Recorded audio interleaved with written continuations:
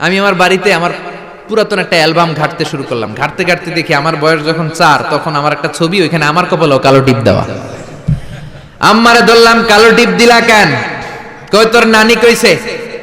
নানিরে ধরলাম, তুমি কইছো কেন? কয় তোর বড় আম্মা কইছে, ওই বেডি আর বাইসা নাই, আর ধরতেও পারি নাই। এই জন্য এগুলো করা যাবে। এই কালো টিপ দিবেন না। সূরা ফালাক নাস পড়ে ফু দিবেন, সুস্থ করে দিবে কে? তারপরে কয় পরীক্ষা সকালে ডিম খাবি না, পরীক্ষায় ডিম পাবি।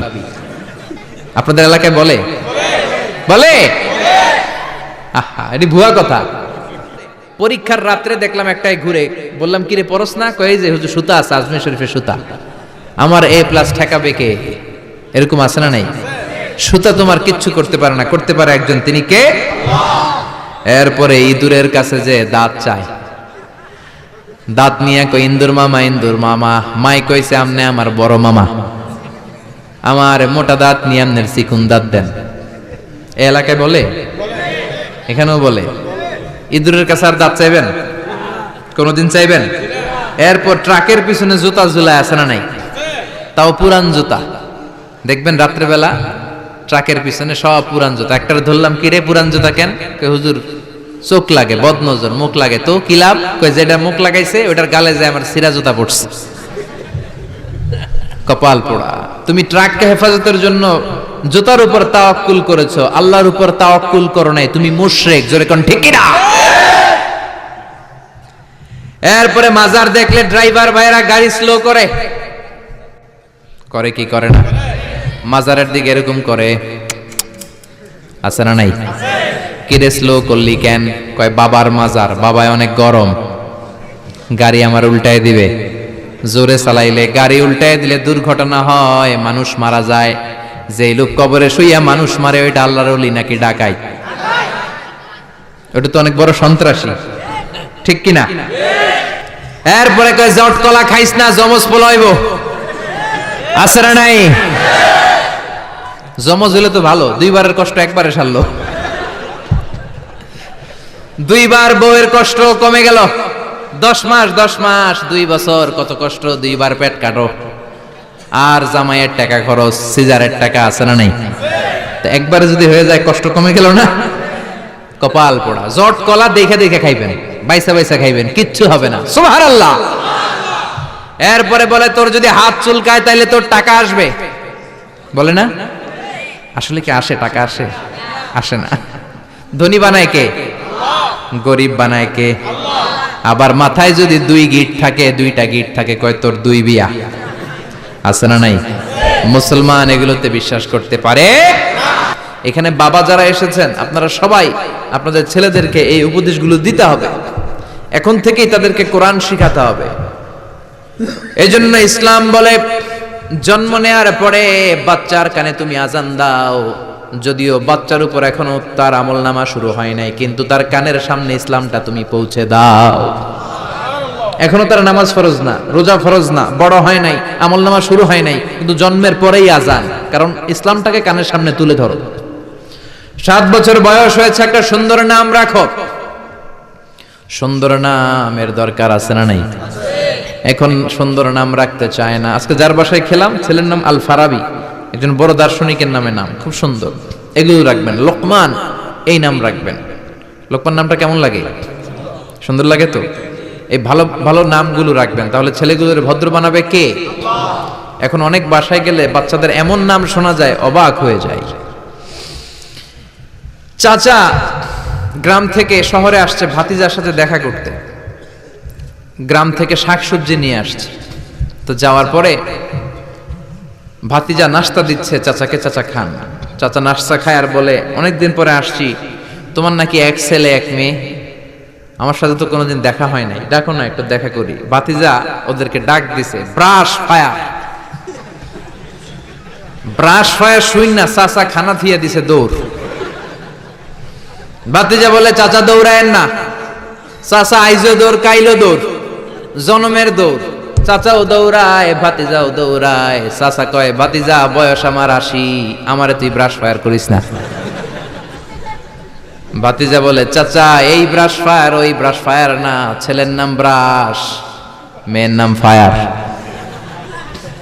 যে বলছে ছেলে মেয়েরে ডাকো, তো ভাতিজা বলছে ব্রাশ ফায়ার, কপাল পোড়া। এরকম নাম আছে না নাই? আহাব্বুল আসমা ইলাল্লাহ আব্দুল্লাহ, আব্দুর রহমান। আল্লাহর কাছে সবচাইতে প্রিয়তম নাম হচ্ছে আব্দুল্লাহ আর হচ্ছে আব্দুর রহমান। সুবহানাল্লাহ পড়েন। এই নামগুলো রাখতে রাজি আছেন তো? আব্দুল্লাহ, আব্দুর রহমান রাখবেন। নবীদের নামে নাম রাখবেন, সাহাবাদের নামে নাম রাখবেন, তাহলে ছেলেগুলো ভদ্র হবে, নামাজি হবে, ঠিক কিনা? সাইয়েদনা লোকমান তার ছেলেকে উপদেশ দিলেন 10টা। জোরে বলেন কয়টা? উপদেশগুলো আল্লাহর কাছে এত ভালো লেগেছে, আল্লাহ সরাসরি কোরআনে যেমন যেমন বাবা উপদেশ দিয়েছিল তেমন তেমন আল্লাহ তুলে ধরেছে। এজন্য সব বাবাদের উচিত ছেলেদেরকে উপদেশ দেয়া। ছেলে যত ছোটই হোক তার কানে আপনি ইসলাম পৌঁছে দেন, জন্মের পরে কানে আজান দেন, বয়স যখন 7 দিন আকিকা দেন। আকিকা অনেকে দেরি করে দেয়, কুরবানির সাথে দেয়, হ্যাঁ আদায় হবে, কিন্তু 7 দিনে দিলে সুন্নাত সম্মত আদায় হবে, ঠিক কিনা? 7 দিনে দিবেন। 7ম দিনে মেয়ে হলে 1টা খাসি, ছেলে হলে 2টা খাসি। বিশ্বনবীর সুন্নাহ নিয়ে আপনি থাকেন, এটার মধ্যে বরকত, রহমত, মার্সি, ব্লেসিং চাচা নাই। 7 দিনের দিন নাম রাখবেন, আকিকা দিবেন, কোরআন শিখাবেন। ছেলে যখন বড় হবে ছেলের হাতে কোরআন তুলে দিবেন, ছেলেটা কোরআনওয়ালা হবে। আর যদি ছেলের হাতের মধ্যে গানের বাদ্যযন্ত্র তুলে দেন, গানকে ভালোবাসবে। আমার বাবার মুখে প্রথম যেদিন শুনেছিলাম গান, সেদিন থেকে গানি জীবন, গানি আমার প্রাণ। আমার মায়ের আদেশ বাবার মতো গাইতে হবে গান, সেদিন থেকে গানি জীবন, গানি আমার প্রাণ। তো গান জীবন প্রাণ তো হইবই। গান শিখাইছেন, কোরআন শিখান নাই, কপাল পোড়া।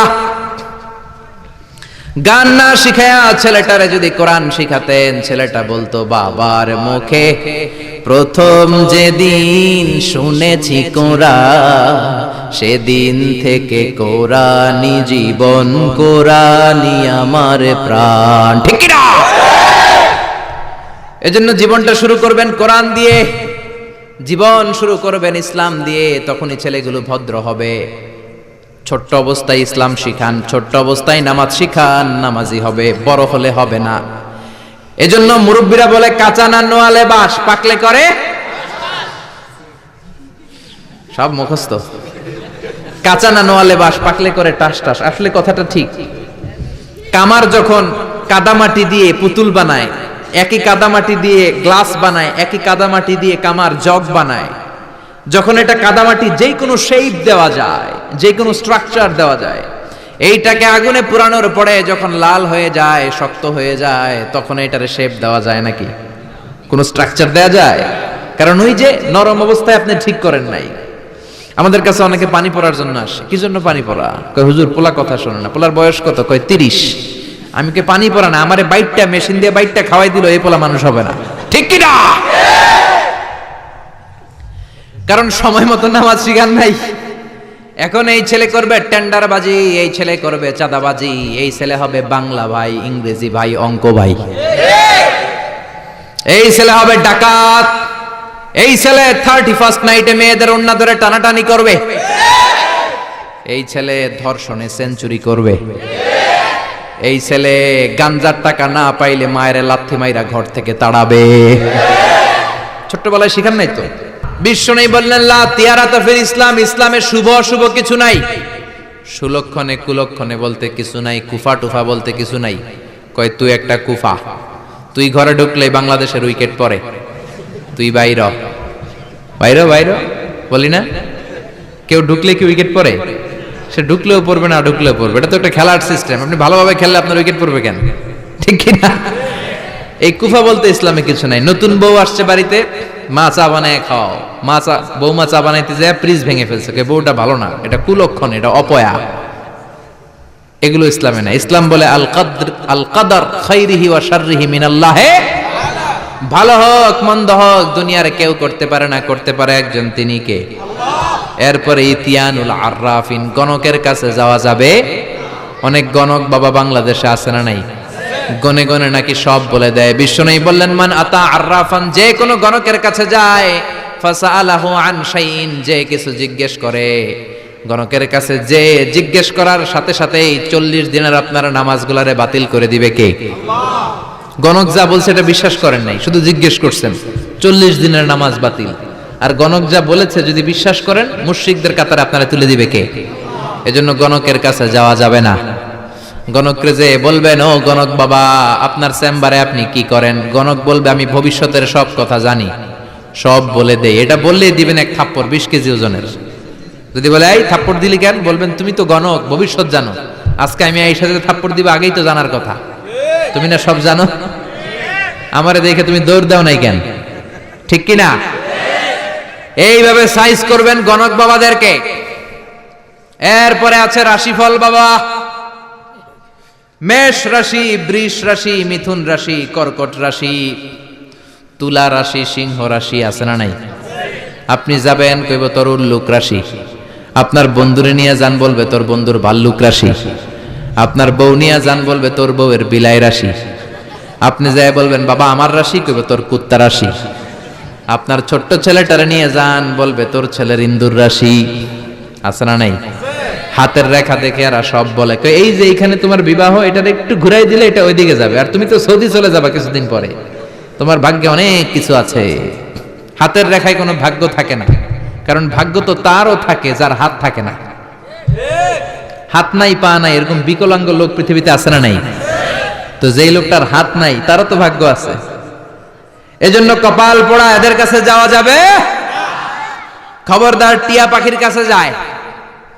টিয়া পাখি নাকি ভাগ্য বলে দেয়। কত নিম্ন রুচির লোক হতে পারলে একজন মানুষ আশরাফুল মখলুকাত হয়ে টিয়ার কাছে ভাগ্য জানতে চায়। ভাগ্য তো মহাবিশ্ব সৃষ্টির 50,000 বছর আগে লৌহে মাহফুজে লিখে দিয়েছে কে? আর জোরে বলেন কে?